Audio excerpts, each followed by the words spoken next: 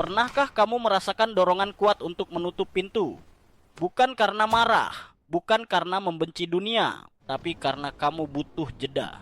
Satu momen hening, satu kesempatan untuk mendengar pikiranmu sendiri tanpa ada suara lain yang menimpali. Jika ya, kamu tidak sendirian dan kamu tidak egois. Kamu hanya manusia. Selamat datang di psikologi pintu tertutup, kebutuhan mutlak akan ruang pribadi untuk bisa berfungsi. Dunia modern terobsesi dengan keterbukaan. Kantor berkonsep open plan, media sosial yang menuntut kita berbagi setiap saat, dan budaya selalu terhubung. Dalam skema besar ini, pintu yang tertutup sering disalahartikan, dianggap sebagai tindakan antisosial, tanda kesombongan, atau bahkan depresi. Tapi bagaimana jika pintu tertutup itu bukan tembok melainkan sebuah alat vital, sebuah alat untuk menjaga kewarasan kita? Mari kita mulai dari otakmu. Anggap saja otakmu memiliki RAM atau memori kerja yang terbatas, sama seperti komputer. Setiap interupsi, pertanyaan dari rekan kerja, notifikasi ponsel, atau bahkan seseorang yang masuk ke kamarmu tanpa mengetuk adalah seperti membuka tab baru di browsermu. Satu atau dua tab, oke? Tapi 20 tab, komputermu akan melambat, kepanasan, dan akhirnya macet. Inilah yang disebut teori beban kognitif. Otak kita tidak dirancang untuk multitasking yang konstan. Kita butuh periode fokus yang dalam dan tidak terganggu. Sebuah pintu yang tertutup adalah cara paling sederhana untuk memberitahu dunia, otakku sedang dalam mode kerja penuh. Tolong jangan buka tab baru. Sebuah studi dari University of California, Irvine, menemukan bahwa setelah sebuah interupsi, rata-rata dibutuhkan 23 menit dan 15 detik untuk kembali ke tugas semula. Bayangkan berapa banyak produktivitas dan kreativitas yang hilang hanya karena pintu yang selalu terbuka. Tapi ini lebih dari sekadar produktivitas. Ini soal regulasi emosi dan energi sosial. Psikolog Irwin Altman mengajukan teori regulasi privasi. Ia bilang, manusia secara konstan menyeimbangkan antara keterbukaan dan ketertutupan. Kita butuh interaksi sosial, tapi kita juga butuh waktu untuk menarik diri. Bukan salah satu atau yang lain, tapi keduanya. Pikirkan seorang introvert yang baru pulang dari pesta.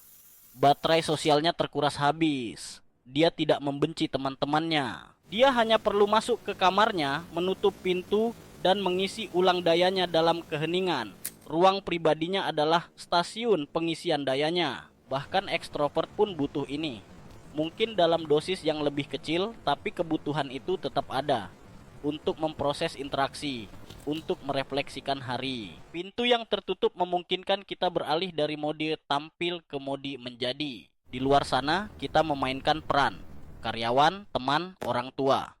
Di balik pintu tertutup, kita bisa melepas semua peran itu dan hanya menjadi diri sendiri. Ini membawa kita ke fungsi ketiga dan mungkin yang paling dalam dari ruang pribadi, pembentukan identitas. Ruang pribadi adalah laboratorium tempat kita bereksperimen dengan siapa diri kita. Tempat kita bisa mendengarkan musik yang aneh, menulis puisi yang buruk, atau menarik konyol tanpa takut dihakimi. Ini sangat krusial bagi remaja. Pintu kamar remaja yang tertutup rapat itu bukanlah pemberontakan murni. Itu adalah kebutuhan perkembangan yang esensial. Di sanalah mereka memisahkan identitas mereka dari orang tua, mencoba nilai-nilai baru, dan membangun fondasi untuk diri mereka di masa dewasa. Mengganggu ruang ini secara konstan sama saja dengan terus-menerus merobohkan fondasi yang sedang mereka bangun.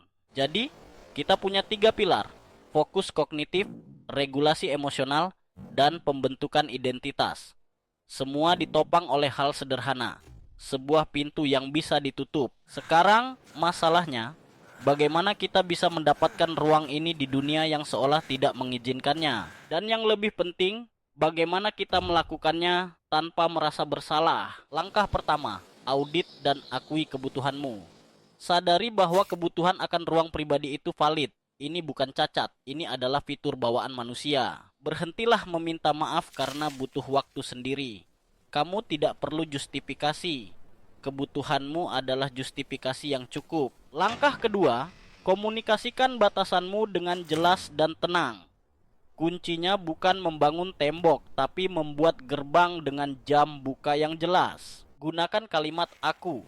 Bukan kamu selalu menggangguku, tapi aku butuh 1 jam untuk fokus penuh pada pekerjaan ini. Ini mengubah dinamika dari tuduhan menjadi permintaan.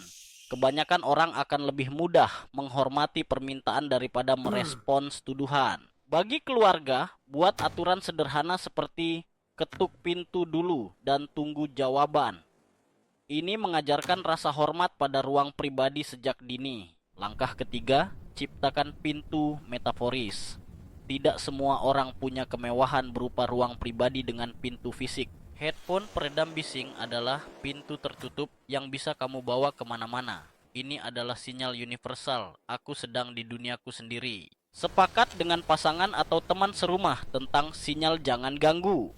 Bisa berupa lampu meja yang menyala atau bantal khusus di sofa. Kreativitas dalam menciptakan batasan ini sama pentingnya dengan batasan itu sendiri. Langkah keempat, jadwalkan waktu sendiri.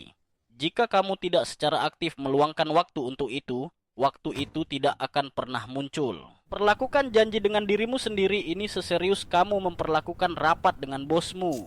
Jangan dibatalkan untuk hal-hal sepele. Ini bisa berupa 15 menit minum kopi di pagi hari sebelum orang lain bangun, atau jalan kaki sendirian di malam hari. Pada akhirnya, sebuah pintu yang tertutup bukanlah tindakan agresi.